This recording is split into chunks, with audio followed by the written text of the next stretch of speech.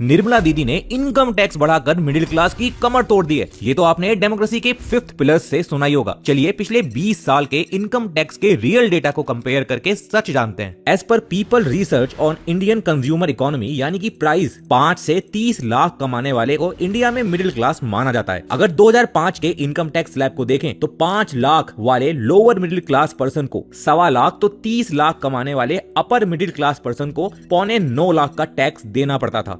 2009-10 में ये टैक्स घटाकर 55,000 और 7.95 लाख कर दिया गया। 2015 में इनकम टैक्स स्लैब को फिर से चेंज किया गया, जिससे 5 लाख कमाने वाले को 27,500 तो 30 लाख कमाने वाले को 7.5 लाख का टैक्स देना पड़ा। और 2019-20 आते आते रिसेंट हिस्ट्री में पहली बार एक स्लैब को आधा कर दिया गया, जिससे 5 लाख कमाने वाले को जीरो टैक्स के साथ टैक्स सिस्टम से बाहर ही कर दिया गया। साथ ही 30 लाख तक की इनकम पर लगने वाला इनकम टैक्स भी हिस्ट्री में रिकॉर्ड लो पर है। बट लाखों का टैक्स लगाने वाले लोगों से 5 रुपए की पेडिग्री खाकर कुछ लोग विदाउट डेटा ये साबित करने में लगे हैं कि गवर्नमेंट ने टैक्स बढ़ा दिया है। वैसे आप इस साल कितना टैक्स भर चुके हैं, कमेंट कर